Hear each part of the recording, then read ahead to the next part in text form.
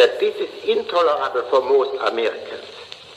Here, for generations, men have never been under the humiliating necessity of unquestioning obedience. Here, human dignity has been developed to such a point that it would be impossible for people to. And ladies and gentlemen, that was Albert Einstein. This is Darius Corbett Presents. This one is called Einstein and Us, the truth coming from a genius. Now guys, outside of here is a party going on. People playing, people swimming in the pool, believe it or not. I think I hear Lauryn Hill doo-wop that thing. But regardless, I'm going to enjoy the atmosphere. You're going to enjoy this presentation, and you're going to enjoy the atmosphere with me. So on this presentation, we are focused on Albert Einstein, not just who he was and who we think we knew who he was, but his contributes to equal rights, and most importantly, his love for the melanated person, people. So, for those who may not know who Albert Einstein, I know us over here in the Western civilization, we definitely knew about Albert Einstein. It was definitely taught and installed in us and instilled in us. So, for those who don't know, I'm just going to give you a brief of who Albert Einstein was. I have notes. He was a German-born theoretical physicist who developed the theory of relativity. I be having that. So he was a German-born theoretical physicist who developed the theory of relativity, one of the two pillars of modern physics alongside of quantum mechanics. And for those who don't know what quantum mechanics or quantum theory is, check that out and really see how normal your world is. But this presentation I had to do because there's a meme out there right now, and I'm sure some of you guys have seen the meme. It's actually Albert Einstein teaching a group of black people, a group of melanated black brothers. I do believe this is Princeton University. So shout out to my brother Corey, the chef out in the restaurant. Shout out to my brother Corey, man. He was adding on more to Albert Einstein than I knew. You know, I seen the meme, and even when I seen the meme, I wanted to know more. But the brother Corey dropped some information that I just had to look up and had to further research and then drop to the family, to my leading light ones. And I'm going to do that tonight.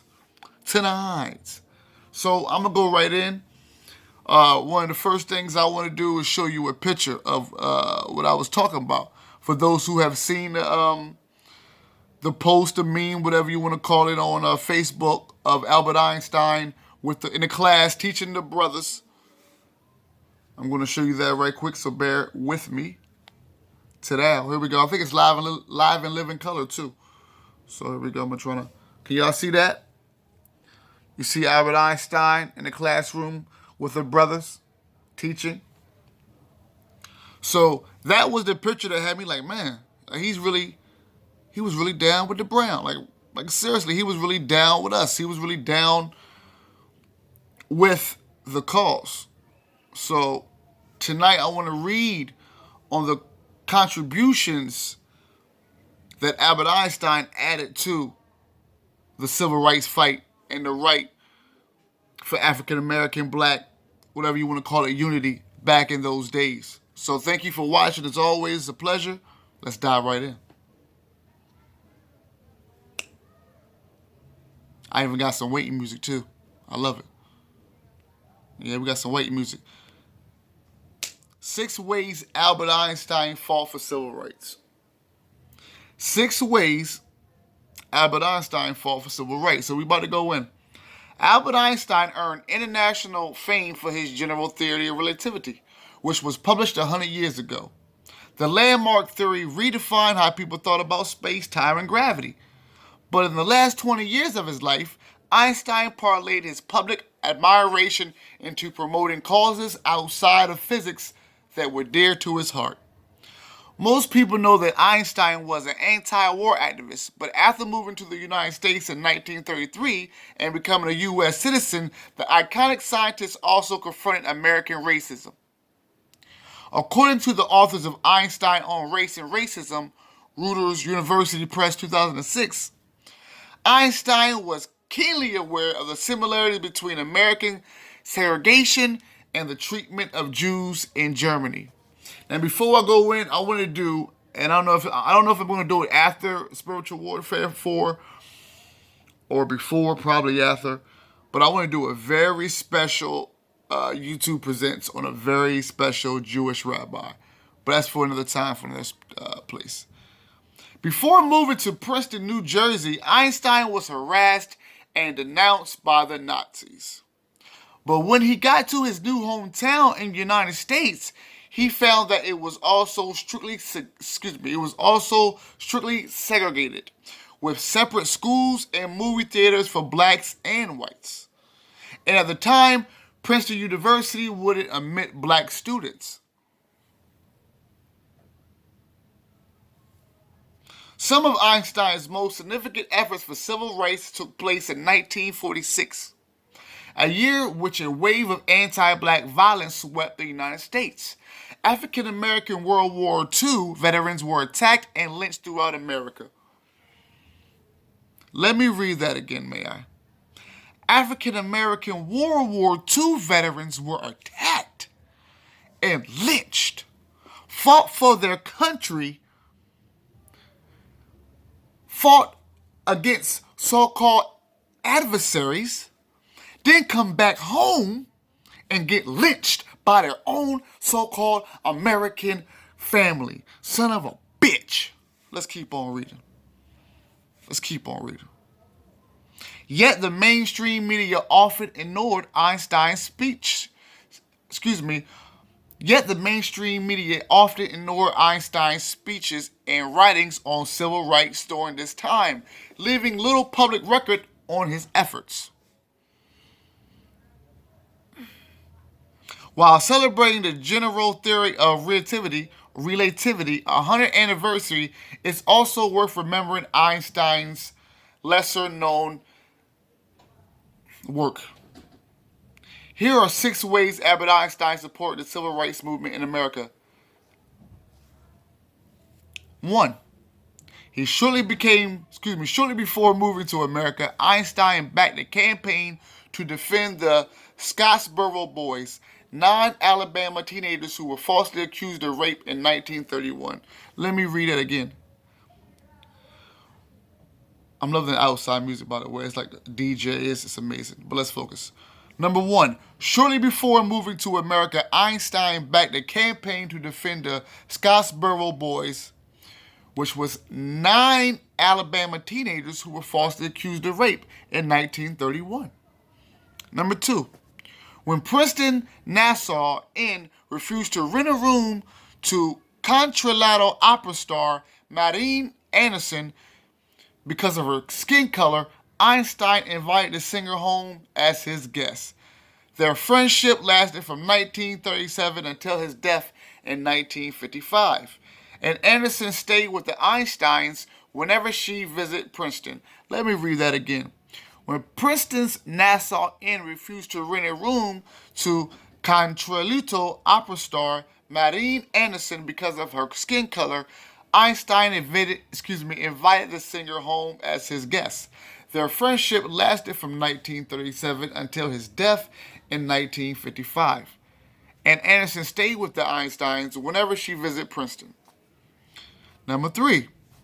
In 1946, Einstein gave a rare speech at Lincoln University in Pennsylvania, a historically black university where he also accepted an honorary degree.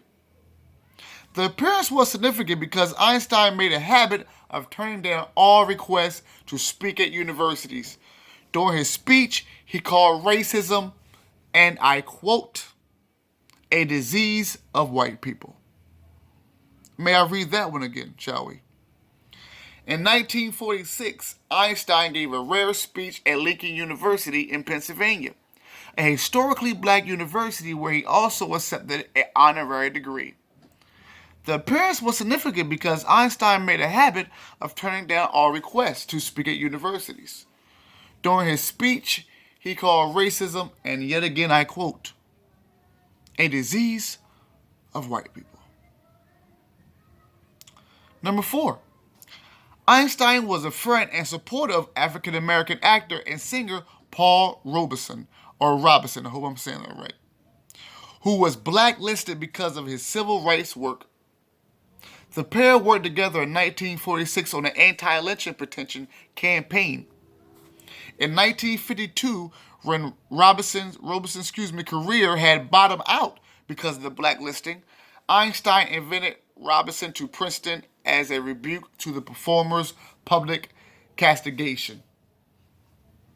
So here we are in 1946, 1952. Celebrities were getting blacklisted then. Shout out to my celebrities who are getting blacklisted now. You know who you are. Shout out to you and the fight that you are doing. So that was number 4. Number 5. For decades, Einstein offered public encouragement to the National Association for the Advancement of Colored People. And I want to give a shout out to my mom, who's been my father's mother, who has been an active member. I believe she recently retired, but who has been an active member of the NAACP for over 40 years.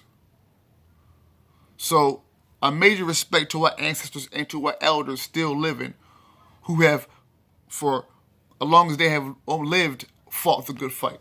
So nothing but respect and love for those and my ancestors and my family members. So for decades, number 5, for decades, Einstein offered public encouragement to the National Association for the Advancement of Colored People, NAACP, and its founder, W.E. Du Bois. And in 1951, when the federal government indicted the 83-year-old Du Bois, I didn't even know that one, as a foreign agent, Einstein offered to appear as the character witness during the trial. The potential publicity convinced the judge to drop the case. Ta-da! And in January, this is 6, and in January 1946, Einstein published an essay, The Negro Question,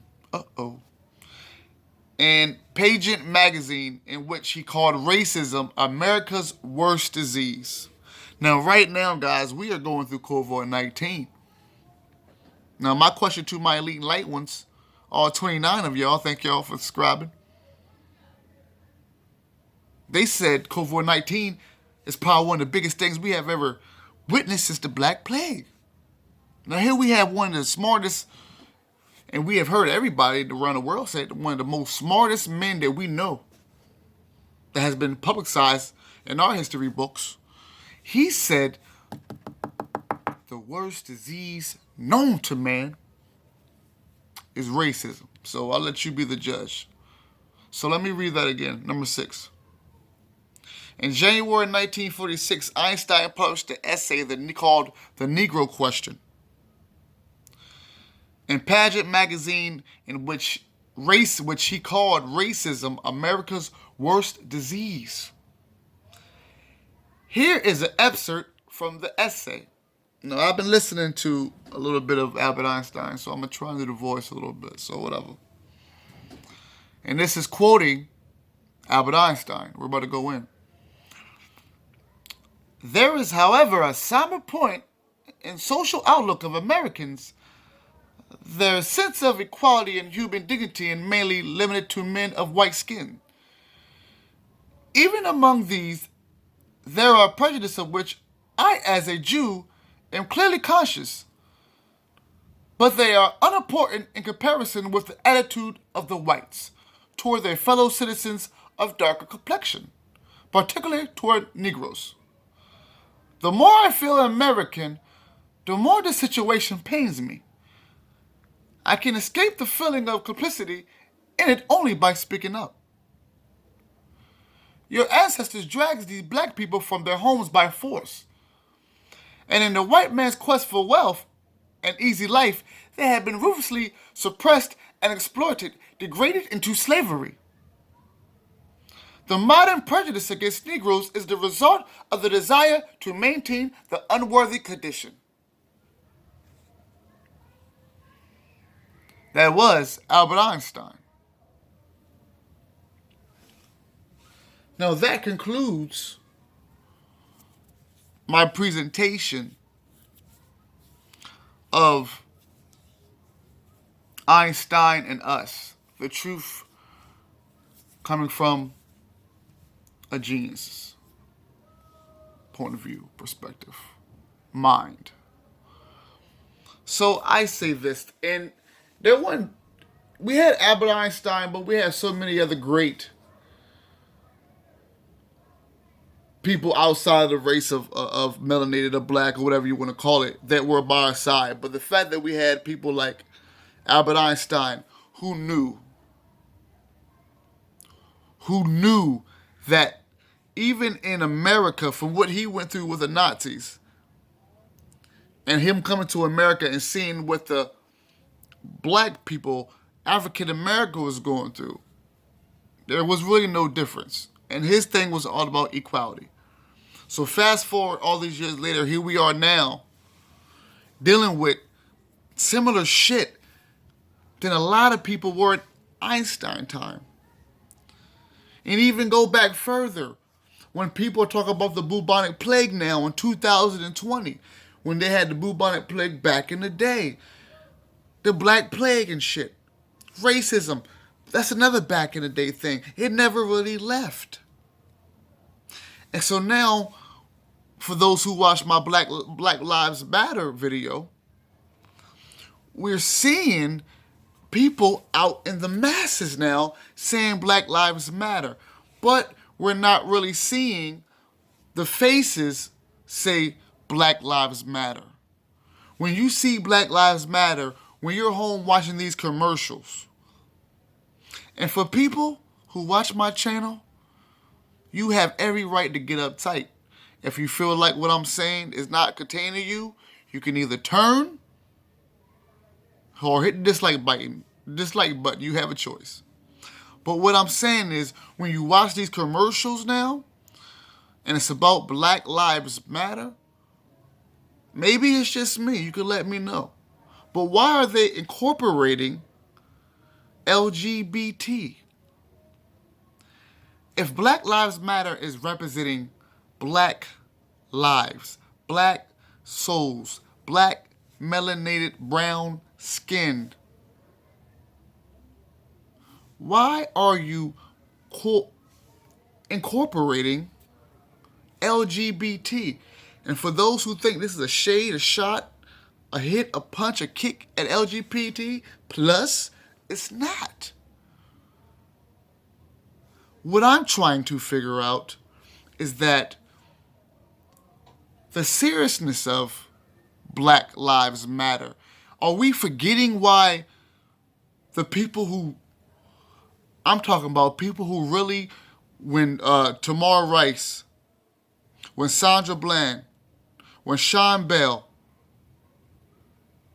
when all these people were getting killed and shot down, the people who were fighting on the front lines for Black Lives Matter. Now they made Black Lives Matter a logo. And you know what happens when you make a logo? People put their own magic in their shit. And sometimes that magic can be good, or sometimes that magic can be bad. Well, what's a logo? Pepsi's a logo. What's a logo? Wendy's is a logo. What's a logo? Nike's a logo.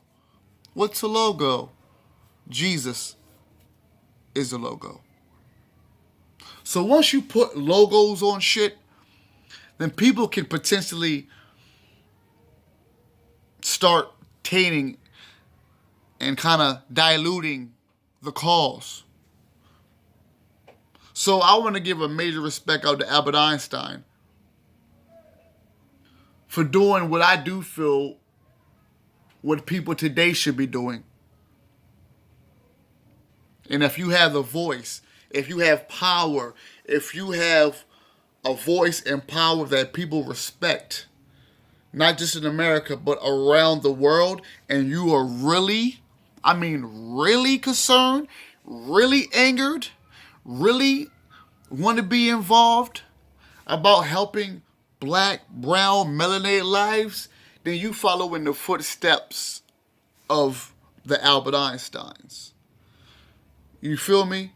You follow in the footsteps of the other non-melanated people who were right with us, who are right with us, fighting the good cause. But once I start seeing something that looks like an op, or something that looks like it's a ploy to destroy something that is so pure, something that came out of something so pure, then as me having a voice, I gotta speak. That's what this platform is made for, right? So my question to my elite light ones: people like Albert Einstein, they were the example, right, on how to assist if you want to assist the right way. Not go in here, burn up buildings, not go up here and destroy shit. See, now I grew up in the age of a classic Spike Lee movie. Which was Do the Right Thing. And for those who remember Do the Right Thing, we grew up in that time era. Shout out to my people in New York, but we were going through it down here in the Eastern Shore. We were right across from the Asians. Stores right across from the Asians. So when the shit hit the ground, all you had is the poor whites, the blacks, and the Asians. While the rich Caucasians and Europeans and the graders, they're not there fighting a good fight. They're watching from the tube. So what I'm saying is, when you watch Do the Right Thing, it was intense all around, because people that were actually living in the urban, the hood, the ghettos, were tired of all the fucking frustration that was just boiled up in one environment, one villa. That's how it goes. That's the frustration. So when you see them throw the trash can in the window, when you see them start burning shit, and damn near came from the Asians, that was personal from us. Even from our Asian family, that was personal for us, that we felt and that we experienced being inside the trenches. So what I'm saying is, when you see these ops in television throwing shit, breaking shit, destroying shit, they can't relate to what we relate to back in those days. When I was born in the 80s. So what we experienced in the early 90s with the Watts riots. Excuse me, not with the Watts riots, but with the Rodney King. The Watts riots was before my time. With the Rodney King riots. But they can't relate. So you got to know there's people out there who are really just like trying to cause havoc. And then within doing that, the so-called Black Lives Matter, the true, if it's really about us, black, like, you really give a fuck about, like you really want to do something about brother after brother, sister after sister being killed? Because I got a voice and I'm going to use it. So my voice and what I say, people, wake up, wise up. You got to understand that people like Albert Einstein, people like Hitler, people like Aleister Crowley, people like H.P. Belansky, people like Leonardo da Vinci, these people knew who the African American, Africans, black, melanated people were. Majority of us still don't know. Okay? They went to Egypt, they went to Africa, they went to Mexico, they went to Mayans, they went to the Olmecs, they went to the Czech Republic, they went to all these places, and all they found were black everywhere. Our history is the first history there. So what do you think people who are non-black discover some black shit is going to do? Try to erase as much as they can and put their shit in there. Science, religion, goddamn Hollywood, it's everywhere. And you guys are still sheep in the goddamn cattle. When will it stop? When these what you label as great Europeans, tell you that your shit is on, But you still off because you on somebody else shit trying to get on. Y'all got to figure this shit out. Because people like us, we're here, we give you the message, then it's time for us to ascend. You on your own after that. I watched a lot of my great ancestors, a lot of my teachers give you the message. You guys knowing this shit in your heart and your soul. Then you just go with the op. And then a lot of my ancestors, they die poor, die heartbroken. So at the end of the day, you got to use your common sense when you're watching the tube, when you're watching social media. And you got to understand that, yes, it is a war on the black race. Why? Because not only we are the first race, we were the most powerful race until greed, until humbleness, until love for all. The fact, once you look up history and the downfall of the empires and dynasties that we had, a lot of it came from not being ready to deal with the opposition.